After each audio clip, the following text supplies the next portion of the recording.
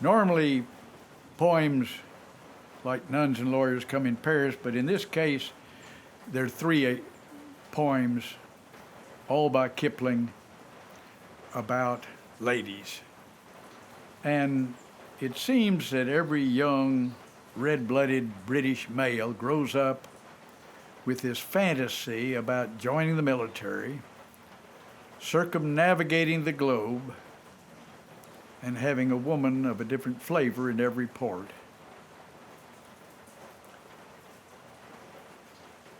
And the first poem is called The Ladies, and it's about that fantasy and all the different women that these sailors have. And it's kind of funny and makes people laugh, but the second poem, Merry Pretty Women, is about the plight of those ladies who have now been impregnated and having these bastard English children and left only with prostitution to try to pay for their welfare and for they and their bastard English child. And that one makes you a little bit mad, and you should be mad. That doesn't make sense. And then, but the third poem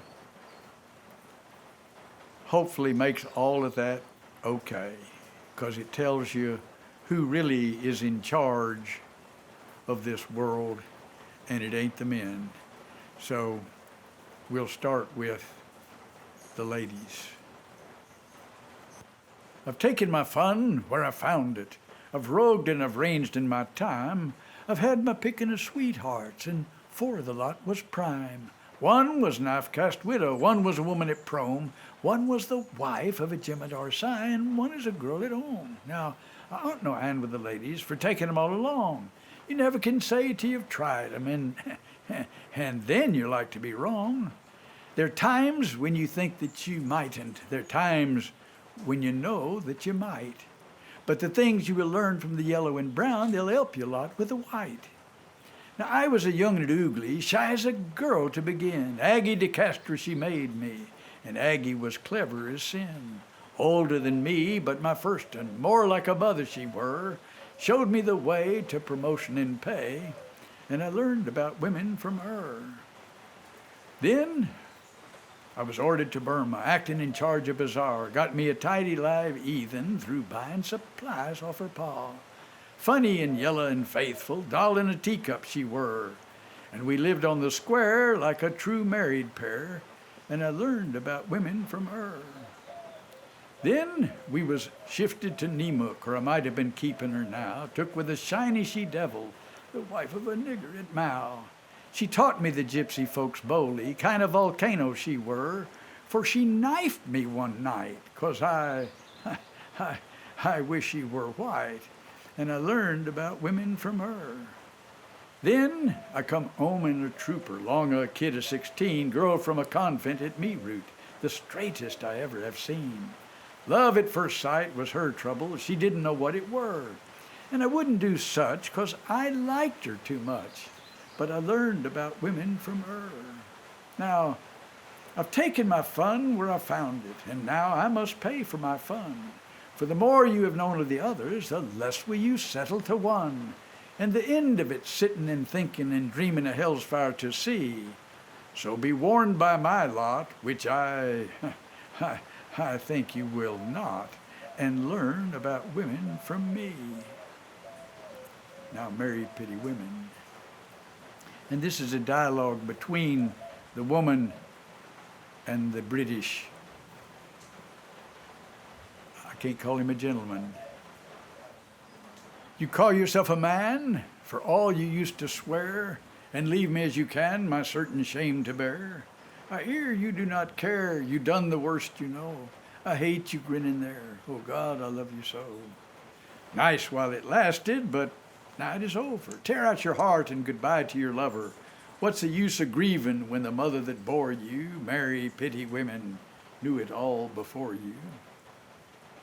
It aren't no false alarm, this finished to your fun. You brung the arm, and I'm the ruined one, and now you'll often run with some new fool in tow. Your art you haven't none. Oh God, I love you so. When a man is tired, there's naught will bind him. All he solemn promised, he will shove behind him. What's the use of praying for the wrath to strike him? Mary, pity women, when the rest are all like him. What hope for me or it? What's left for us to do? I've walked with men a bit, but this is you, so help me Christ, it's true. Where can I hide or go, you coward through and through? Oh God, I love you so. All the more you give 'em, the less are they forgiven. Love lies dead and you can't kiss him living. Down the road he led you, there is no returning. Mary, pity women, but you're late in learning. You'd like to treat me fair, you can't because we're poor, we'd starve. What do I care? We might, but this is sure. I want the name no more, the name in lines to show, and not to be an oar. Oh God, I love you so. What's the use of pleading when the mother that bore you, Mary, pity women, knew it all before you? Sleep on his promises and wake to your sorrow. Mary, pity women, for we sail tomorrow. Boo. I got one more. When the Himalayan peasant meets the he-bear in his pride, he shouts to scare the monster, who will often turn aside. But the she-bear thus accosted rends the peasant tooth and nail, for the female of the species is more deadly than the male. When Nag, the basking cobra, hears the careless foot of man, he will sometimes wriggle sideways and avoid it if he can. But his mate makes no such motion where she camps beside the trail, for the female of the species is more deadly than the male. When early Jesuit fathers preached to Hurons and Choctaw, they prayed to be delivered from the vengeance of the squaws. Was the women, not the warriors, turned those stark enthusiasts pale, for the female of the species is more deadly than the male. Man's timid heart is bursting with the things he must not say, for the woman that God gave him isn't his to give away.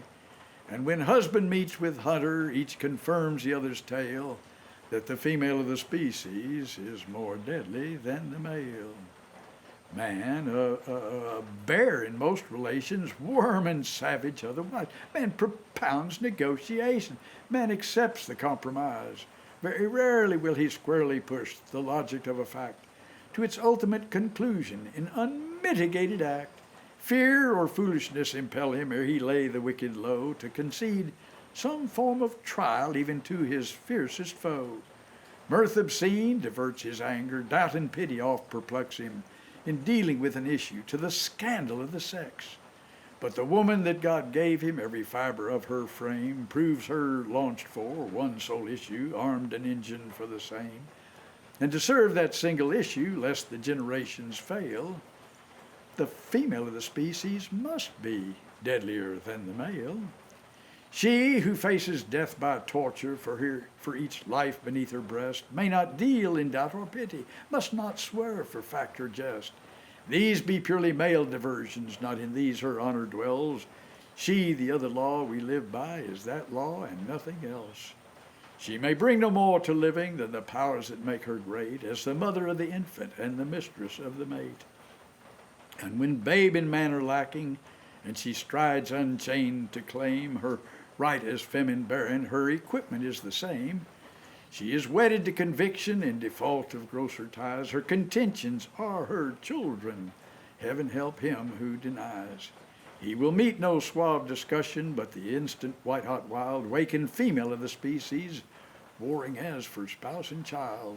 Unprovoked and awful charges, even so, the she-bear fights. Speech that drips, corrodes, and poisons, even so the cobra bites. Scientific vivisection of one nerve till it is raw, and the victim writhes in anguish, like the Jesuit with the squaw. And so it comes that man the coward, when he gathers to confer with his fellow braves in council, dare not leave a place for her. Where at war with life and conscience, he uplifts his erring hands to some god of abstract justice, which no woman understands, and man knows it, and knows moreover that the woman that God gave him must command but may not govern, shall enthrall but not enslave him. And she knows because she warns him, and her instincts never fail, that the female of her species is far more deadly than the male. And don't doubt it. I don't know what to tell you about the N-word in that one poem. Hey, it's history. It's the way it was historically. Yeah, I know. That's why I'm like, I can't even. And I'm sorry about it. But I'll tell you one other thing, and what I was going to tell you. And I don't know. When I was in school, and I majored in English, and in addition to chemistry, and there were two books that were supposed to be the Great American Novel, and one was hold on, just a second. There's The Grapes of Wrath, and about the Depression, and about John Steinbeck, and it's a big long book, and I'm not a big reader, but it's a really great story. And the other book that we were taught was the only other one that might be the Great American Novel, and that was Huckleberry Finn. And the thing that I understand, that because it's not politically correct today, because there is too much of there's a lot of N-word, but that's the way it was back in Mark Twain's day, back in the 1800s. But Jim, the black man, was the hero. He was the star of the whole book, and he was the most Christian person. He was the most kind person.